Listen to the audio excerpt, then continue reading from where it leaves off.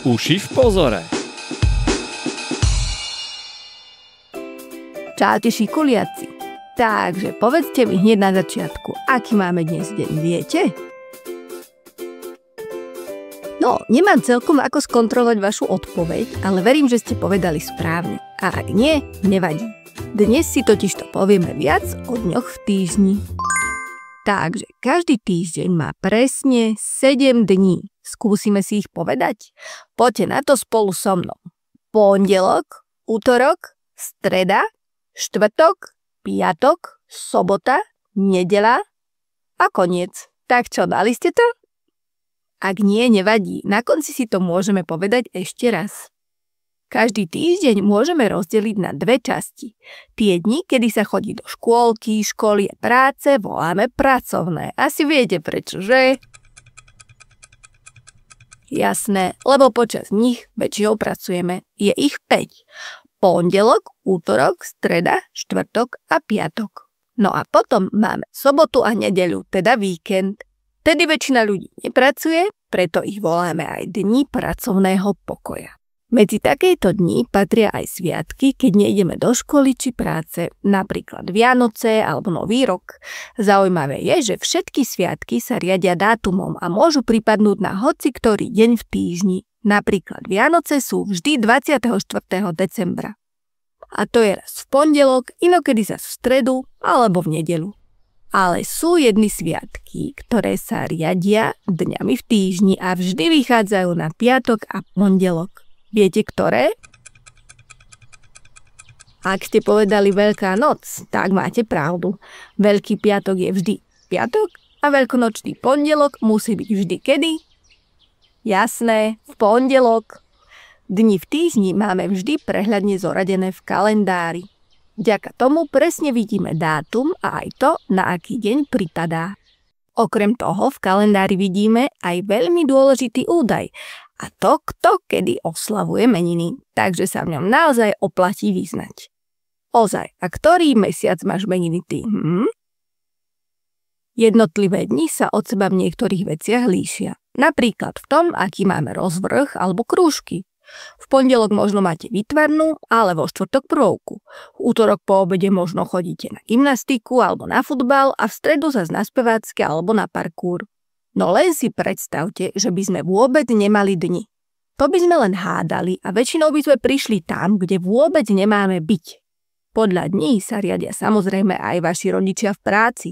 Tí zas môžu mať rôzne porady s kolegami v rôzne dni alebo pracujú jeden deň viac hodín ako iní. Rozdelenie týždňa na dni prirodzene sledujeme, aby sme vedeli, čo nás kedy čaká a ako sa správne pripraviť. Najväčší rozdiel je však pre väčšinu ľudí medzi pracovnými dňami od pondelka do piatku a dňami pracovného pokoja, teda zväčša sobotou a nedeľou. Vtedy totiž nejdeme do školy ani do škôlky a rodičia nejdú do práce. Aj keď je pravda, že niektorí ľudia to majú naopak. Pracujú cez víkend a voľno majú počas týždňa. Čo myslíš, kto napríklad pracuje aj v sobotu alebo v nedeľu?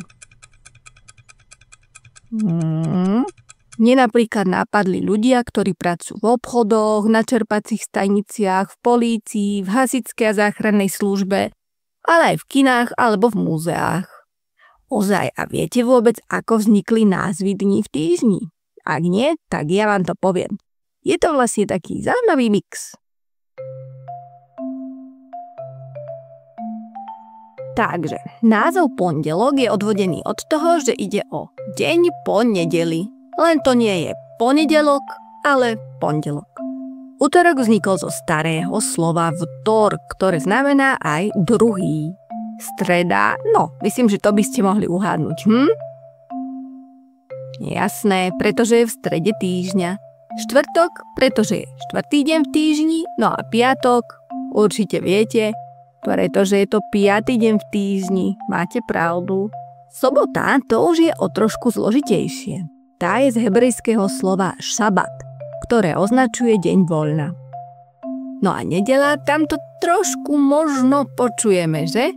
Označuje tiež deň voľna, pretože je odvodená od nášho starého jazyka, v ktorom sa nepracovať hovorilo nedelati a od toho je nedeľa. A keď už sme pri tom, povedzme si aj, ako vzniklo slovo víkend. Ak sa už náhodou učíte po anglicky, možno to uhádnete. Vo víkende sa totiž spájajú dve anglické slovíčka. Week ako týždeň a end ako koniec. Víkend teda znamená koniec týždňa. Tak čo, dáme si malý kvíz? Poďme na to. Takže, koľko dní má týždeň? 7, výborne. Ide po strede štvrtok? Ak ste povedali áno, tak super. Aký deň ide po nedeli? Pondelok. Koľko je pracovných dní v týždni? Pondelok, útorok, streda, štvrtok, piatok, 5, že? Ide po pondelku streda? Nie, po pondelku je predsa útorok. Sú sobota a nedeľa pracovné dni? Veru nie, sú to dni pracovného pokoja. Aký deň je pred sobotou? Piatok, jasné. A ktorý deň v týždni je najlepší? Presne tak, všetci správne, pretože každý môže mať najradšej iný deň. No a na záver si ešte raz zopakujme všetkých 7 dní v týždni. Ideme na to. Takže pondelok, útorok, streda, štvrtok, piatok, sobota, nedeľa. Perfektné. Ak ste si všetky dni zapamätali, super. Ak by ste si radi ešte dni v týždni zopakovali, pokojne si to celé vypočujte ešte raz. Zatiaľ zdáreček. Toto boli Uši v pozore. Ak chceš vedieť viac, pusti si ďalšie časti. Nájdeš ich na Spotify, Apple podcastoch, rôznych ďalších podcastových platformách a takisto na YouTube. Stačí zadať Uši v pozore a môžeš počúvať ďalej.